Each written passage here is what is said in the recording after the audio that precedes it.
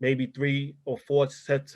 4 friends, you have a partner, and you don't have time to really dedicate to anybody else. And you don't want to take from the people you already dedicated to. You want to maintain the structure you have because you're happy within that structure. And a person would say you closed off and you're not open to things. A lot of people who are open to things put themselves in bad situations. Once you are happy, focus.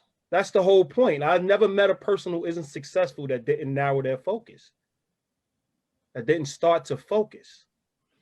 So, go ahead. No, I was going to say that's one of the realest things I've ever heard you say before, because I see myself, and I've been in a situation before where I'm happy, like things are good, but I'm still looking for something else. Still trying to find more happiness on top of me being already happy already. But why? I'm already happy, and then you know, I mean, like you just said, that takes away from other stuff. That takes away your time from other people. But why am I worrying about this over here when over here I'm good in the first place? I think a lot of people do that and don't even realize it. Definitely. And it's because the promotion of change. Like, we can help our fellow man without sacrificing the people we hold dear. You know, prioritize. You know, your principles come first. So if you see a kid that needs to eat, then obviously, if you're a person of principles of value and you have a strong faith in helping your fellow man, that's something everybody that you enter a relationship with understands about you. So you're going to put that first. That's your priority. You're going to help that kid that is starving, right? Even if you said you was going to go to a movie, you're going to call, you're going to say, listen, there's a kid right here that needs to eat. You're going to explain, and they may be disappointed, but they're going to truly understand where you're coming from, because that's your first priority. You had a clear understanding, like, I put my principles first, my faith, my belief first. And that's a belief. I believe help my fellow man. But if you now said, listen, I'm going out with a coworker, even though you promised them to go to the movies, you don't think that they're going to understand that you didn't prioritize them. They can compete with something that they know is above them in a priority level, on the priority system.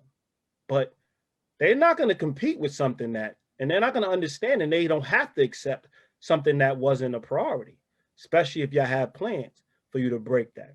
So understand, make sure your basis is covered before you even entertain anything outside of that relationship, because narrowing your focus is what completes you. You know, like, we have obviously Darrell's a sports guy, so, you know, I understand where he's coming from. And we always talk about how the teams that are doing the worst is always changing. They always getting new people on the team. They're forever changing. That's why they're not going anywhere.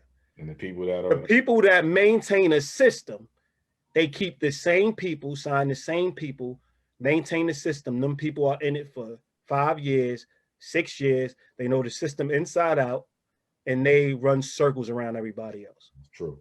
And they wonder why the other team can be so much more talented, and this team just keeps on winning. That's how your team needs to be when it comes to your life. Make sure your team is in order. Spend less time reading self-help books and more time having discussions with your team, because they will show you who you truly are. They will show you what you're truly invested in. If you're constantly pulling from your team, or you constantly have an issue, ask yourself, why do I always have an issue when I have a strong team? Maintain what you have. Work diligently in maintaining what you have, because it's a non-stop thing. It's a daily thing. Go ahead, Jerry. But also being comfortable with the fact that you do have a team. And so if someone's inviting you someplace and you're like, you know, let me check in, you know, with my friends to make sure we don't have anything going on, the other person is like, what do you mean? Like, you're grown, you know what I mean? And they do the divide and conquer. Absolutely. And a person could be baited and be like, you know what, you're right, I don't need to check in, let's go hang out, you know. Or a secure person would say, you know what, but they're my priority and we usually have plans, so I'm gonna check in with them. You know what I mean? And be okay with that. Be okay with having certain priorities in life and being okay to fight for that. I know we talk about personal relationships all the time here, but it's like being asked to take on more responsibility at work. And you know that that's going to take away from your personal life, and that's going to take away from your family. People at work or your boss may think that you're an underachiever. You don't really want more.